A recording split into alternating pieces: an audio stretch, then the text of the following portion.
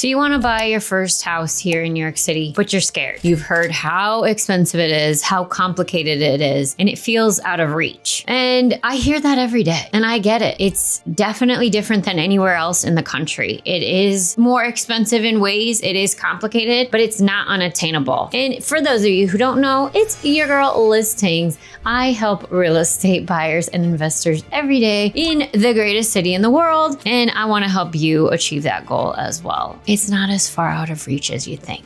So today we're going to go through 8 steps, start to finish, on how you can purchase your first property here in New York. By the end of this video, you'll know exactly what you need to do and how to prepare in order, step by step, so that you feel confident in buying your first property. Let's get right into it. Okay, starting with step 1. Know your numbers before anything else. Before you look at a single listing, before you call an agent, before you even open up that computer and look on any Zillow, Redfin, StreetEasy, you need to know your numbers. I cannot tell you how many first-time home buyers I've worked with that have already fallen in love with a property, but they have no idea where they stand. And that is so heartbreaking, and it's really not so smart on your end. All right, so there's 4 numbers you need to know in order to get a pretty good idea of where you stand financially in order to get a pre-qualification, not pre-approval, but an idea of on your own without even having to call a lender. So those 4 numbers are your gross annual income, your credit score, your debts each month or annually, and how much cash you actually have for a down payment. So let's take a look a little bit deeper. If you're employed by yourself or you have like a different type of income, not a typical employment, that's going to be a little more challenging, but you want to get a good idea of where you're at annually, and you need to be able to show a stable income for at least 2 years in order to qualify for a mortgage. So take a look at that. When you need to look at your credit score, if you're not familiar with where it's at right now, look on Experian.com. You can sign up for a free account or go to creditkarma.com. They'll give you your credit score. You want to see where you're at on that, and then look at your debts. So your car payments, any taxes you owe, any insurance you have every month for health, car, all of those good things, add them up and see what your total monthly debts are, and then look at your cash that you have to spend each month.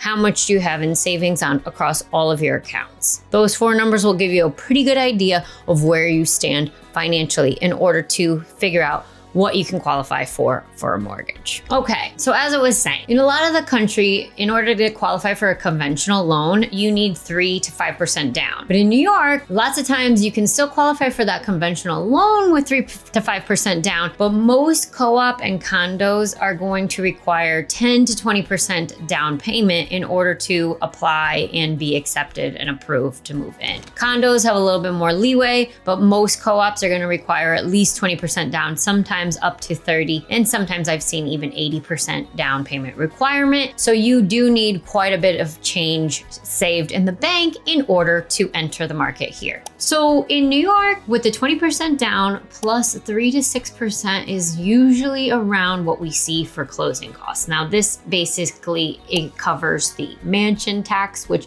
I'm sure you've heard of. If not, mansion tax covers for any property that's above $1 million. It's 1% of the purchase price, and that is a specific to New York City tax. We also have the city and state transfer tax, which can be 1 to 1.5 and change percent on the purchase price as well. And then the title insurance and the title transfer fees. You also have to pay for your attorney, and there's a couple other fees that will be included in those closing costs. So if you're looking at $1 million purchase price, which we're just gonna use as a rough number today because it's easier, you are looking at a savings needed of anywhere between $200,000 to $350,000. I know, that's a lot of money. And for someone who's making $250K, that's an entire year's worth of salary. But it's totally worth it to invest in yourself, because you're gonna be able to pay back yourself in your mortgage and build that equity rather than building someone else's when you are renting and paying your landlord's mortgage. mortgage. Let's move into step 2. Get that pre-approval. So not pre-qualification, pre-approval. There's a difference. Pre-qualification just says roughly soft pull on your credit, just like you just did if you went to Credit Karma or Experian, got that credit score, and we're able to see where you stand financially without actually looking at your W-2 and actually looking at your pay stubs. With a pre-approval, a mortgage, then a licensed professional is going to look deeply into your financial situation and give you that pre-approval for what you really can qualify for. So it's important to get that once you have an idea of where you're at and you've saved that money. You're gonna go to a lender and you're going to present them with probably quite a few documents. Usually it's 2 pay stubs, 2 years of tax returns, W-2s if you have regular employment, and a couple other documents, and they are going to give you an estimate on where you stand as far as a pre-approval goes. Also, just because you qualify for $1 million doesn't mean you want to spend $1 million. You might want to purchase something that's not going to put you in a situation that we call being house poor. House poor means you're at the top of your price point, the top of the pre-approval that you received, and every month your mortgage is so high and your cost of living is so high that you're not even able to enjoy your life. We don't want to do that either. And I'm able to give you a great idea of where you stand and what you really want to be paying each month so that you're not in a place where you're feeling house poor. And lucky for you, you came across this video, and I work with an entire team of attorneys, lenders, and other investor-friendly agents that can give us a lot of support when we're looking for these people and our team as far as building out what we want to do for your plan and your specific goals here in New York. So ask me. If you need a lender, I have great recommendations for all 5 boroughs, Westchester and Long Island. Now, here's where New York is different when it comes to pre-approval. Not only do you want that pre-approval letter to see properties, but most co-ops, which make up 75% of the inventory here, require something called post-liquidity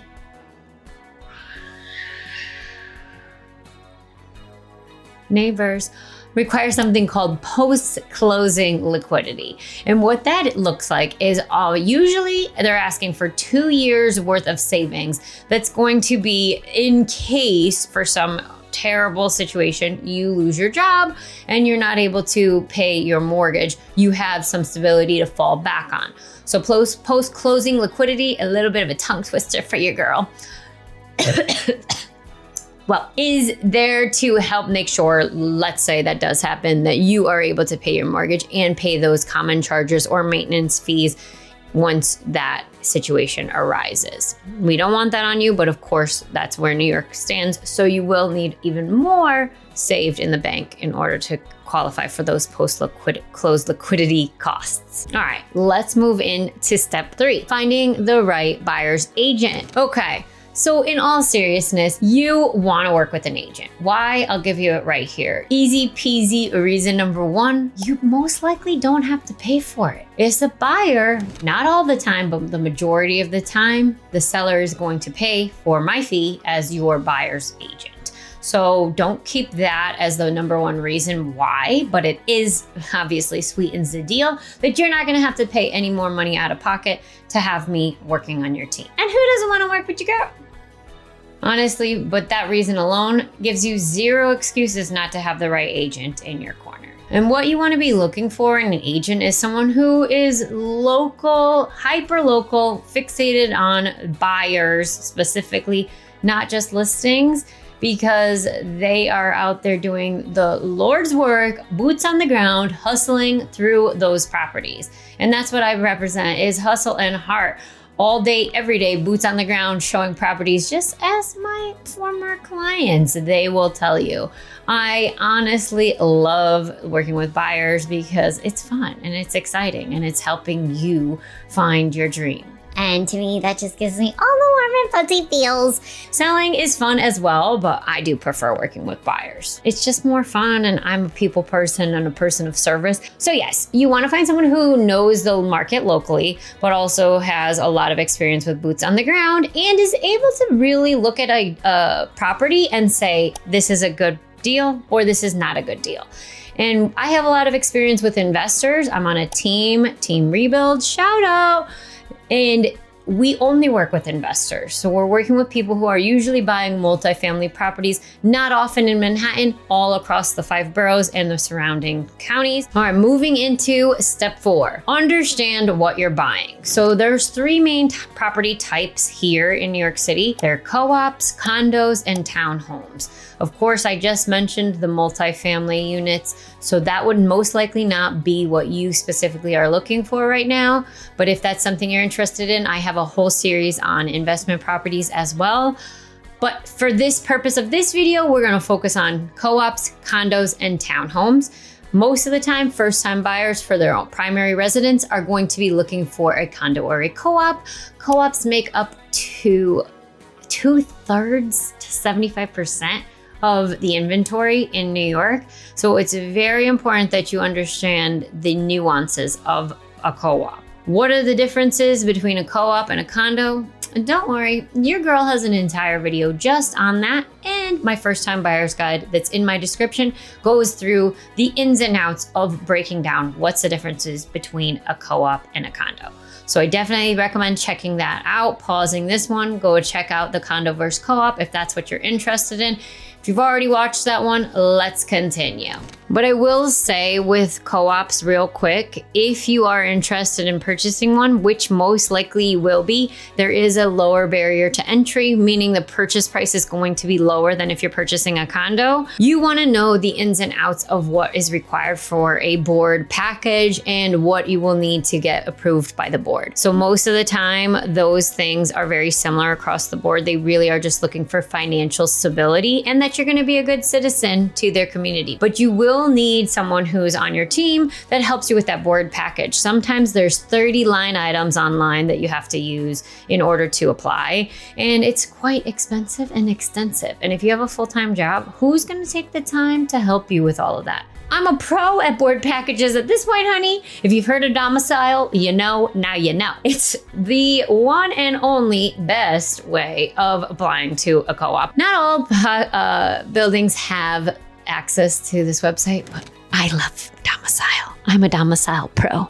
This should be a domicile ad, but you wanna sponsor me? Go for it. Let's get into step 5. We're gonna start your search the right way.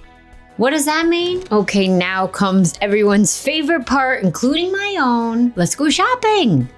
But this is where a lot of people get it wrong. And it's because it's not just about the property here, honey. It's way more about the location. Location, location, location. I'm sure you've heard that all along. And honestly, I tell people it is a good idea to rent before you buy here because you want to make sure that you know the neighborhood that you're going to be in. And they can change block by block. So I'm talking school district, neighborhood, the street traffic, the noise. Go there in the morning on a Saturday at 6 a.m. if you're like me and you like to be outside that early. Or go at night and see how safe you feel. Make sure you know the neighborhoods that you are looking to buy in. This is not about a rush. Oh, I love the way this property looks. It has a doorman and it has laundry and unit, washer, dryer, dishwasher. No, no, no, no. Priority number 1 is location. You want to look at the building's financials. So we are going to make sure the neighborhood is great. But we also want to make sure that the building is run really well and that their financial reserves are in good shape. Meaning, should they need a new elevator, they're not in complete 100% debt where they don't have enough money to replace the elevator or whatnot. Another thing that everyone always wants here, good lighting. Now, for your first property, it might not be achievable to get the best lighting you're gonna see in other parts of the country. Of course, this is a skyrise city, so there's a lot of obstructive views. And as a first-time homebuyer with $1 million price point, it is likely that you're going to have a little trouble, not all the time, but you're not going to always have the most lighting with floor-to-ceiling windows on a high floor. That requires a little bit of experience in this market. Not saying it's impossible, but just setting the expectations to reality. So let's say these are our criteria. We want pre-war building, we want a good neighborhood, we want good schools, and we want good lighting. And we're looking for a 1-bedroom for $1 million. So that narrows it down on our criteria on Street Easy. What I would recommend going to streeteasy.com and starting familiarizing yourself. If you're working with me, I will do this automatically for you, but start familiarizing yourself with what can I get with those criteria in mind for this price, and how much am I going to expect to pay monthly? Now, the monthly fees change on all of these buildings based on the neighborhood. So you have to look carefully at what does it say for the monthly payment, how much is going to require you to put down. And the best part about Street Easy, and I'll show you right now, it shows you what you have to pay as far as monthly maintenance fees. And usually they're pretty accurate. And it also tells you what you're going to be paying as far as taxes goes. All right, so we are in luck right now. So funny, as I'm recording this, one of my clients actually messaged me and said that she wants to see a property that she's found. Now, we've been looking for quite some time, and I'm used to that. Most of my clients take their time and we're not in any rush. I would rather make sure that they're getting what they want and not feeling pressured even by family or friends to buy just to buy, or feeling like it's the right time to buy. No, you need to make sure it's the right time for you specifically. So she just sent me this property, she sent it through Zillow, but we're gonna look at Street Easy, and I'm gonna show you how easy this is to find what you're looking for and really narrow down your search. This is what Street Easy looks like, and you can go to streeteasy.com.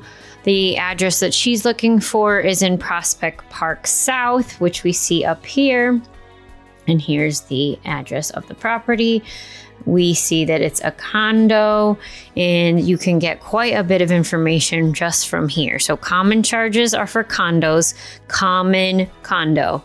I mean, co-ops also CO, but I always just remember that this is for condos. Maintenance fees are for co-ops. It's going to give us our estimated monthly payment. So if you click on that, it's going to show you what the purchase price would be. You are able to modify that. Let's say we were going to offer $650 just to make it round numbers. And this is a 20% down for $650, but I want to put only 10% down. This is what I was talking about. It allows you to change it, meaning that this is a condo. They don't require the 20% down. That's really helpful if you are a first-time buyer and you're looking to see how much you would need to qualify and save in order to buy this property. This, you can do 30 years or 15 years, and then you can change the interest rate as well based on what your loan lender provided. So it's going to give us the estimated monthly payment down here, and I can request the agent to give us a showing times.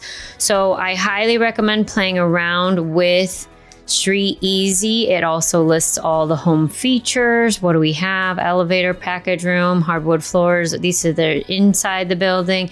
I mean, inside the unit. These are the building amenities, and it doesn't look like this building has a doorman, which is fine. It's not always necessary. I don't really find it necessary, especially in the neighborhoods that most of my clients are looking, but some people really like to have that. It says it has a gym and a media room and a roof deck, so it's probably a pretty nice building. I'm surprised that they don't have a doorman 24 hours, but no big deal there. So I'm going to look into this property for her. But let's say we're not sure and we want to maybe search another area around there. We can zoom out and go to 2 beds, 1 bath, just like any other website, but it really helps. You can save the search and then make sure that you're focusing just on smaller neighborhoods that you're interested in. So the best part about this tool is that it really narrows down your focus to the neighborhoods that you're interested in, like I said. So this person is always looking in Crown Heights. She's also very interested in Clinton Hill, and she's been looking for quite some time. So I'm really excited that we found this and that she found this, and hopefully we'll get to see it this week. So that's just a side note, and we'll get back to our buying process. So step 6, making an offer and going into contract. Again, as per usual, not like other parts of the country. Going into contract is very similar to being in other parts of the country, but making an offer and getting an accepted offer is completely different. You found the apartment, you want it, you got it. Not quite, almost. Now, I always recommend to my buyers, put in an offer because it's kind of like going on a first date. You don't know anything at this point, and not everyone gets that lucky on a first date, I know. But you can put in your good faith offer saying, I am very interested. I would like to see this again. I'm going to have an inspection, which usually runs you $500 to $800 to check out the property and make sure it's looking good. We're also going to get the attorneys involved, and they're going to do the due diligence on the back end to make sure that the reserves and the financials of the building look pretty solid before we move to going under contract. That's where the real money is involved. That's where the majority of the time you're going to pay 1% to 10% down. Usually it's a little bit higher because they want to make sure that you're serious and legit. If you're only putting 1% down on $1 million, you do the math. You could walk away and it's really not that big of a loss. So most of the time they're going to want to see half of your down payment at signing, and then you pay the remaining at closing. But it takes a little while to get to contract signing. So don't worry, don't freak out just yet. Another thing that shocked me about New York was the 10% down. So when I went to sign my contract, they said, oh, we need 10% down. And I said, I had no idea. I'm not prepared to pay 10% today. And you need to be prepared for that. Obviously, a lot of people will need to move funds, which requires a couple business days. And this was on a signing on a Friday. I said, I don't have 10% to put down right now. So I was able to put 1%. But most of the time, that's not likely. I'm an agent and I was represented by an attorney who worked for my team. So they were able to get it so that the seller accepted 1% of an earnest money deposit. Lots of times they're going to want 10% so that you are locked in and you're not just going to walk away from the deal. That helps the seller have the peace of mind that you're serious, but it also makes you feel I am serious about this because I don't want to lose 10% of the purchase price in a deposit unless I'm very serious and I'm very interested in moving forward. It makes sense on both ends, but it's something that most buyers come to New York with not knowing, and you need to be prepared for that. Most of the time, if you are working with an agent, they're going to prepare you for that ahead of time. But it is something to keep in mind so that you have that money ready to wire once this contract is ready to be signed. Now, that usually takes 7 to 10 business days, sometimes longer, depending on what you find in the inspection. If there are any safety or structural issues, there are ways to get what you need as far as a credit towards closing or some type of deal that you can work out with the seller so that you feel safe moving into the property and you're able to proceed accordingly. An example of this really quickly, I just had buyers walk away from a property in the Bronx on City Island. We were ready to go for it, sign the contracts. They loved the house. It was a single family with a mother-daughter situation in the basement. They had a family member who was going to move in there. It worked perfectly for them. We had our inspection report come back.